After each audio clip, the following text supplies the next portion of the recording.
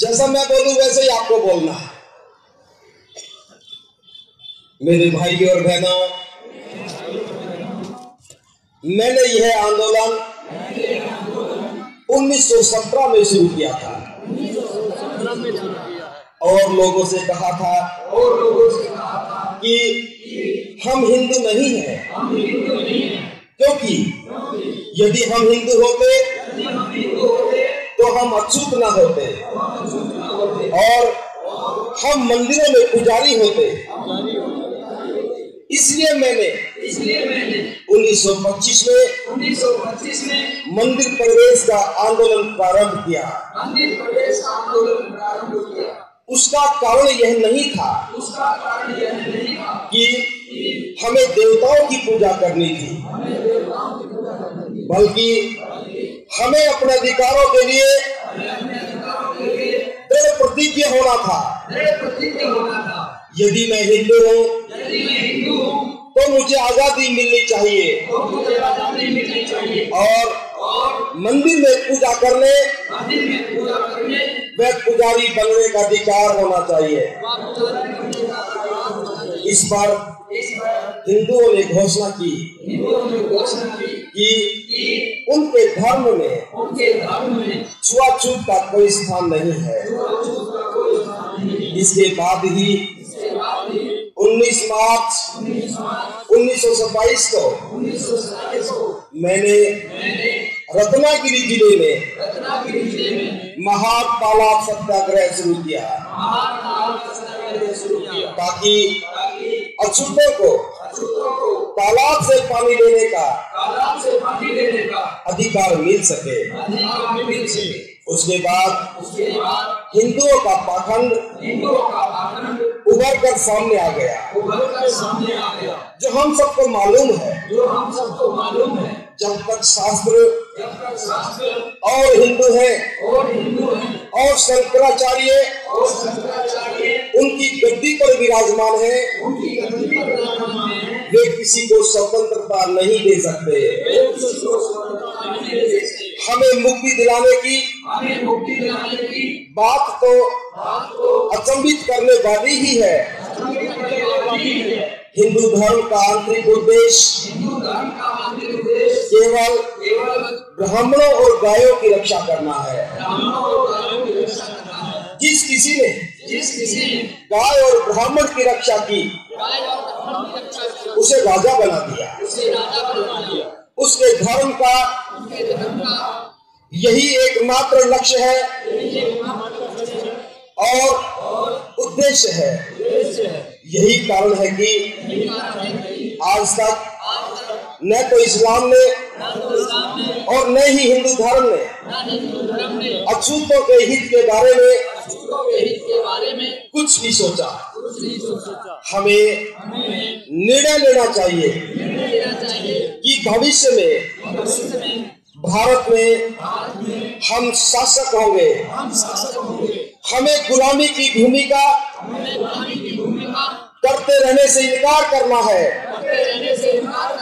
और उस स्थिति को स्वीकार करने से मना करना है जिसमें हम लोगों से मालिक नहीं बल्कि सेवकों के रूप में व्यवहार किया जाता है। दुनिया के तमाम धर्मों में सिर्फ हिंदू धर्म ही है जो जाति भेद और अस्पृश्यता को मानता है। सवर्ण हिंदुओं द्वारा अनुसूचित जातियों पर होने वाले अन्याय अत्याचारों का यही एक आधार है। आज की स्थिति यह है कि गांव में भी अनुसूचित जातियों के लोग आत्मसम्मान के साथ जी नहीं सकते। हमें हिंदू धर्म छोड़ देना चाहिए तथा लंबे समय तक अपमान का जीवन जीने से इनकार कर देना चाहिए। जो कुछ मैंने अपने लोगों को सम्मानित जीवन दिलाने का प्रयत्न किया है, उसका श्रेय आपको ही है। अगर आप लोग मेरे पीछे नहीं होते तो मेरे संघर्ष को सफलता नहीं मिलती। मेरे पास बुजुर्ग चौधरी हरदेव मिस्त्री आए थे। उनका कहना था कि आगरा में हमारे लोग आर्य समाजी हैं, इसलिए उन्हें किसी और बात की आवश्यकता नहीं है। मैंने उनसे पूछा कि हमारे लोगों के आर्य समाजी बन जाने पर क्या हमारे साथ रोटी बेटी का व्यवहार ब्राह्मण बनिया करते हैं? क्या वे हमारे किसी समधी की मृत्यु होने पर अपना कंधा अर्थी को देते हैं? क्या उन्होंने हमारे उद्धार के लिए कोई कार्य किया है? उनका जवाब नकारात्मक था। आर्य समाज का ध्येय केवल कन्या की हत्या को रोकना और विधवा विवाह करना है। यह पुरानी शराब को नई बोतल में डालकर और नया लेबल लगाकर बेचने का प्रयास है। आर्य समाज हो, ब्रह्म समाज हो या हो राधा स्वामी का मत, कोई भी हमारा उद्धार नहीं कर सकता। हमारा उद्धार हमें अपने आप ही करना होगा। पंडित रतन कुमार पीपल ने मुझसे कहा कि आगरा के एक वरिष्ठ एवं अनुभवी कार्यकर्ता हमारी शेड्यूल कास्ट फेडरेशन से इस्तीफा देकर कांग्रेस में शामिल हो गए हैं। उन्होंने अखबार की कथन दिखाई जिसमें मेरे विरुद्ध वक्तव्य दिया गया था। कांग्रेस में अच्छे और बुरे दोनों प्रकार के लोग हैं। उसमें लुटेरे भी बहुत हैं और शोषकों अत्याचारियों की संख्या भी अधिक है। उस संस्था में जाने से उनको कोई लाभ नहीं होगा। दलित वर्ग के लिए यह उचित समय है।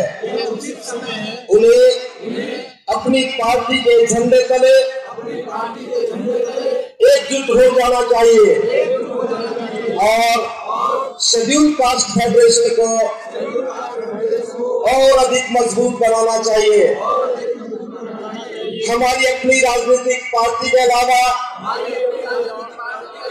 कोई भी अन्य राजनीतिक दल उन्हें दुखों से मुक्ति नहीं दिला सकता।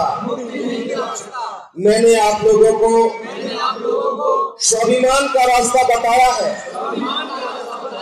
सम्मान दिलाने के लिए राजनीतिक संगठन शेड्यूल कास्ट फेडरेशन को बनाया है। इस प्लेटफॉर्म पर खड़े होकर आप स्वतंत्रता से अत्याचारियों की समालोचना कर सकते हैं। इसी में आपका सम्मान है और इज्जत है। यहाँ पर आप अपने आप को संगठित कर इस देश के शासन को प्राप्त कर सकते हैं। आप छोटे मोटे लालच में अपने आप को मत बेचे। जो भटक रहे हैं उन्हें भटकने दीजिए। आप यह भी जानते हैं कि मैं अमीर नहीं हूँ, मैं ऐसे लोगों को धन नहीं दे सकता हूँ। कांग्रेस राजा है, उसके पास धन की कोई कमी नहीं है। वे धन का प्रलोभन देकर हमारे लोगों को खरीद लेते हैं।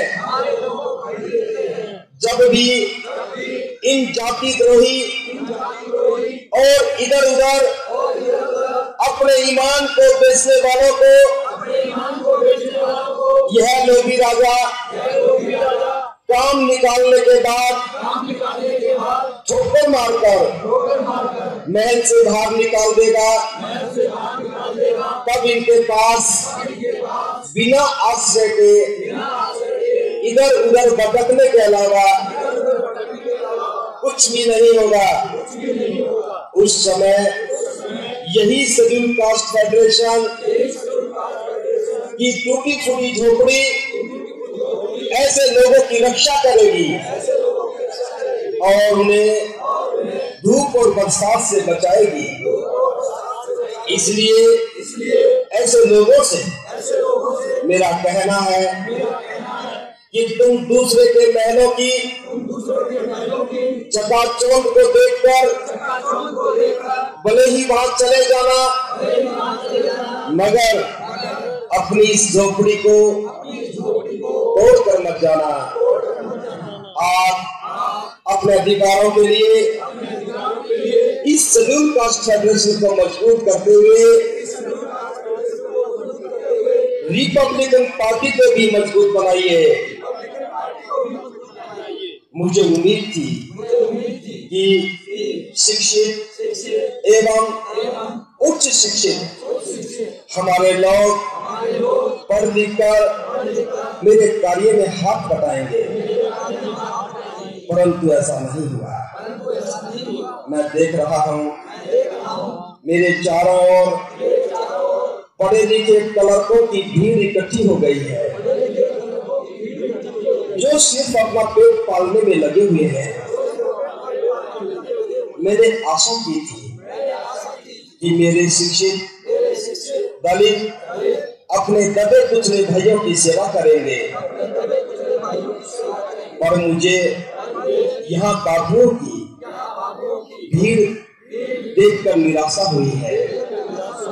मुझे कहते हुए बेहद दुख हो रहा है कि पढ़े लिखे लोग मेरी अपेक्षा पर खड़े नहीं उतर पा रहे हैं। वे अपना ही पेट पाल रहे हैं और समाज को भूल गए हैं। मुझे मेरे समाज के पढ़े लिखे लोगों ने धोखा दिया है। जब आप ऊंची नौकरी पा जाए तो अपने भाइयों को न भूलें। आप लोगों को जन आंदोलन का लाभ मिला है, इसलिए आप अपने भाइयों की सेवा करते रहे। मैं 1919 में राजनीति में आया, तब से अब तक 30-32 वर्षों में हमने क्या पाया है और क्या पाना शेष है, ये विचार करना है। मैंने 3 बातों को लेकर राजनीति में प्रवेश किया था। पहली बात है लड़के लड़कियों को बिना किसी भेदभाव के शिक्षा प्राप्त हो। दूसरा, सरकारी नौकरियों में अछूतों को स्थान दिया जाए। और तीसरी बात थी ग्रामीण क्षेत्रों में अछूतों की सामाजिक हालत सुधारी जाए। इन 3 बातों में से 2 पूरी हो गई हैं। अब बिना किसी भेदभाव के हमारे लड़के लड़कियां विद्यालय व महाविद्यालयों में पढ़ सकते हैं। मैं जब पढ़ता था तो मुझे अलग बैठना पड़ता था। वह कदम कदम पर अपमान सहना पड़ता था। दूसरा काम भी पूरा हो गया। अब मैं दिल्ली के सचिवालय में हमारे 2000 व्यक्ति सरकारी सेवा में हैं। इनमें से कुछ अधिकारी हैं और कुछ क्लर्क व अन्य पदों पर भी हैं। 1942 में जब मैं वहां गया तो एक भी कर्मचारी व अधिकारी वहां नहीं था। सरकार ने यह 2 काम पूरे कर दिए हैं। मैंने तुम्हारे लिए जो कुछ भी किया है वह बेहद मुसीबतों, अत्यंत दुखों और बेशुमार विरोधों का मुकाबला करके किया है। यह कारवां आज जिस जगह पर है उस जगह पर मैं इसे बड़ी मुसीबतों के साथ लाया हूँ। तुम्हारा कर्तव्य यह है कि यह कारवां सदा आगे ही बढ़ता रहे। बेशक कितनी भी रुकावटें क्यों न आए, यदि मेरे अनुयायी इसे आगे न बढ़ा सके तो इसे यहीं छोड़ दें, पर किसी भी हालत में इसे पीछे न जाने दें। आप लोगों को मेरा यही संदेश है। तीसरा काम अब भी बाकी है। गांव में रहने वाले हमारे अछूत भैया की हालत बहुत दयनीय है। उन्हें जानवरों से भी बदतर जीवन व्यतीत करना पड़ा है। मारपीट की घटनाएं तो हर रोज होती रहती हैं। उनकी लड़कियों तक को ऊंची जाति के लोग उठा ले जाते हैं। मैं उन भाइयों से कहता हूं कि ऐसे गांवों को त्याग दो। जहां सम्मान नहीं वहां रहने से क्या लाभ। पेट तो कुत्ते भी भर लेते हैं, लेकिन हमें स्वाभिमान से जीवन जीना चाहिए। इसलिए जहां जुल्म और अत्याचार हो उस जगह को छोड़ देना चाहिए। मैं इस कार्य को भी पूरा करूंगा। मैंने प्लानिंग कमीशन की रिपोर्ट देखी, उसमें बहुत सारी बंजर जमीन पड़ी है। मैं अपने अछूत भाइयों से कहता हूँ कि वे आए और उस जमीन पर कब्जा करें और वहीं पर बस जाएं। सरकार को इसकी मालगुजारी दें। वहाँ न हिंदू होगा और न कोई जुल्म करने वाला। हजामत बनाने से लेकर जूता बनाने, तेल पेरने, कपड़े सिलने जैसे उपयोगी काम सब मिलजुल करके करें। मैं ऐसे 10-20 गांव बसाऊंगा। इसके लिए मैं लाठी लेकर आगे आगे चलूंगा। भाइयों और बहनों, मैं आपको धमिक मंच देने जा रहा हूं। धम्म के बिना हमारा आंदोलन जीवित नहीं रहेगा। हमारा अपमान इसलिए होता है कि हमारा अपना कोई धर्म नहीं है। हिंदू इसलिए हमें अपना बताता है क्योंकि उसका स्वार्थ केवल अपनी संख्या बढ़ा चढ़ाकर बताने के लिए है। मैं जिस धर्म को आपको दे रहा हूँ वह मूलतः धम्म है। उसका आधार बहुजन हिताय, बहुजन सुखाय है। इसमें आत्मा परमात्मा का कोई स्थान नहीं है, स्वर्ग नरक का झगड़ा नहीं है, इसमें मानव मात्र का हित है, कल्याण की भावना के साथ इसमें समानता है, भाईचारा है, इसमें न्याय, स्वतंत्रता और मानव सेवा की भावना बनी है। हिंदू धर्म का आधार असमानता है। बुद्ध धर्म इसी भारत की पवित्र भूमि का धर्म है। विश्व के धर्मों में इसका सर्वश्रेष्ठ स्थान है। यह भारत का गौरव है। इसकी अपनी सभ्यता और परंपराएं हैं।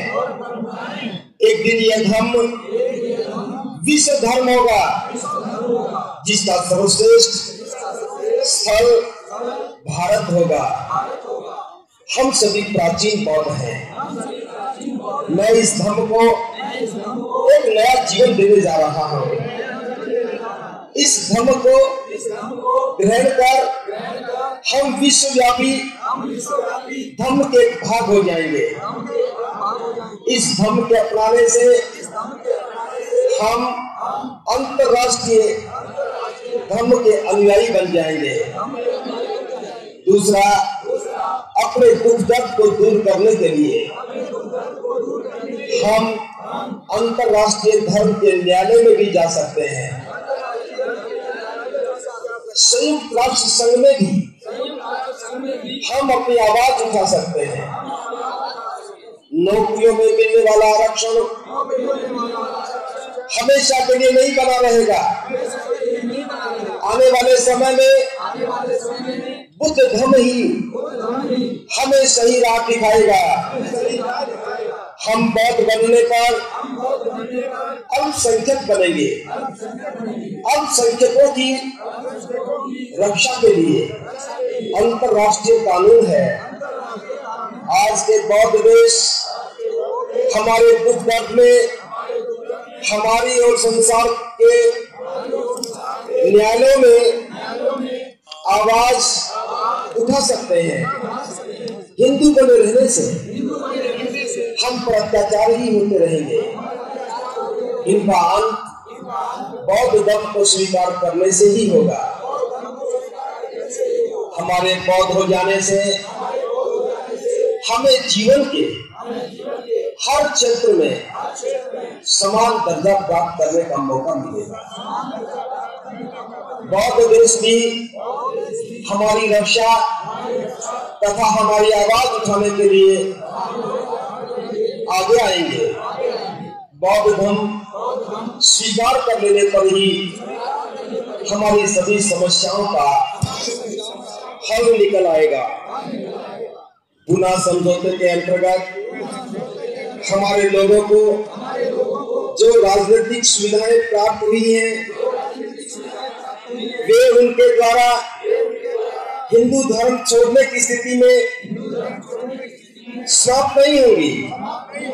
मैंने इस्लाम, हिंदू, ईसाई व बौद्ध आदि धर्मों का तुलनात्मक अध्ययन किया है और मैं इस नतीजे पर पहुंचा हूं कि बौद्ध धर्म से महान कोई और धर्म नहीं है, बल्कि बौद्ध धर्म ही ऐसा धर्म है जिसमें मनुष्यों के बीच सच्ची समानता है। आज तो आपके लिए आरक्षण है, परंतु जब ये आरक्षण खत्म हो जाएगा तब आप क्या करोगे? इसलिए मैं कहता हूं कि अपने पैरों पर खड़े हो जाओ। एक तरफ आप नारा लगाते हैं कि छुआछूत दूर हो और दूसरी तरफ कहते हो कि हमें आरक्षण दो, क्योंकि हम अछूत हैं। यानी छुआछूत जारी रखो, यह गड़बड़ घोटाला कब तक चलेगा? हमारे लोगों के हमारे लोग कहते हैं कि हमारे खुद के मध्य भी जातिगत संघर्ष है और हम आपस में विवाह संबंध कायम नहीं करते। यह सत्य है। इन सभी बुराइयों के लिए हिंदू धर्म उत्तरदायी है। इनका गंदा नाला हमारी गलियों में भी बहता है और उसकी दुर्गंध वहां भी फैली हुई है। मैंने इसे किसी तरह साफ करने की चेष्टा की, पर हमारे ही कुछ लोग ने मुझे ऐसा नहीं करने दिया। जब मैं ऐसा मार्ग चुनूंगा जो इस गंदे पानी को हमारी गलियों में बहने से तुरंत रोक देगा, मैं बुद्ध धर्म स्वीकार कर लूंगा। इससे हमारे अपने अंदर वर्ग व जातिगत संघर्ष का अंत हो जाएगा तथा हमारे बीच वाली जातियां, उपजातियां स्वतः ही मिट जाएंगी। निसंदेह बौद्ध धर्म एक महान धर्म है। इस धर्म के संस्थापक तथागत सम्यक संबुद्ध हैं। बुद्ध ने धर्म का प्रचार प्रसार किया और अपनी अच्छाइयों के कारण यह धर्म भारत के नगर, गांव व गलियों से होते हुए विश्व के दूसरे देशों में भी जा पहुंचा। लेकिन महान उत्कर्ष के बाद यह धर्म सन 1213 ईस्वी के लगभग विलुप्त हो गया। इसके कई कारण हैं। एक कारण यह भी है कि बौद्ध भिक्षु विलासितापूर्ण व आरामपूर्वक जिंदगी जीने के आदी हो गए। धर्म प्रचार के लिए स्थान स्थान पर जाने की बजाय उन्होंने विहारों में पड़े रहकर आराम करना आरंभ कर दिया। अब इस धर्म की पुनर्स्थापना के लिए उन्हें कड़ी मेहनत करनी पड़ेगी। उन्हें दरवाजे दरवाजे पर जाना पड़ेगा। मुझे समाज में बहुत कम भिक्षु दिखाई देते हैं जो धर्म के प्रचार और प्रसार के लिए काम करते हैं। इसलिए जनसाधारण में से अच्छे और जागरूक लोगों को भी इस धर्म के प्रचार प्रसार के लिए काम करने के लिए आगे आना चाहिए और उन्हें बौद्ध धर्म अंगीकार करके धर्म की परंपरा और प्रतीकों के साथ बौद्ध संस्कारों का भी ग्रहण करना चाहिए। वे लोग जो शासकीय सेवा में नियोजित हैं, उनका कर्तव्य है कि उन्हें अपने वेतन का 20वां भाग यानी 5% स्वेच्छा से समाज कार्य हेतु देना चाहिए। तब ही समाज प्रगति करेगा, अन्यथा एक ही परिवार का सुधार होगा। जब एक बालक गांव से शिक्षा प्राप्त करने जाता है, तब संपूर्ण समाज की आशाएं उस पर टिक जाती हैं। एक शिक्षित सामाजिक कार्यकर्ता उनके लिए वरदान साबित हो सकता है। इसी संदर्भ में मेरी छात्रों से अपील है कि शिक्षा प्राप्त करने के बाद किसी प्रकार की कलंकी करने के बजाय उन्हें अपने गांव की अथवा आसपास के लोगों की सेवा करनी चाहिए, जिससे अज्ञानता से उत्पन्न शोषण एवं अन्याय को रोका जा सके। आपका उत्थान समाज सेवा के उत्थान में ही निहित है। मैं चाहता हूं कि सामाजिक उत्थान का यह दायित्व आप संभालें। इसके लिए युवा आगे आए। आज मेरी स्थिति एक ऐसे खंबे की तरह है जो विशाल टेंटों को संभाल रहा है। मैं उस समय के लिए चिंतित हूं जब ये खंबा अपनी जगह पर नहीं रहेगा, मेरा स्वास्थ्य ठीक नहीं रहता है। मैं नहीं जानता कि मैं कब आप लोगों के बीच से चला जाऊंगा। मैं किसी एक ऐसे नवयुवक को नहीं ढूंढ पा रहा हूं जो इन करोड़ों असहाय और निराश लोगों के हितों की रक्षा कर सके। यदि कोई नौजवान इस जिम्मेदारी को लेने के लिए आगे आता है तो मैं चैन से मर सकूंगा। आपने काफी देर तक बैठे रहकर मुझे शांतिपूर्वक सुना। आप सभी का आभार।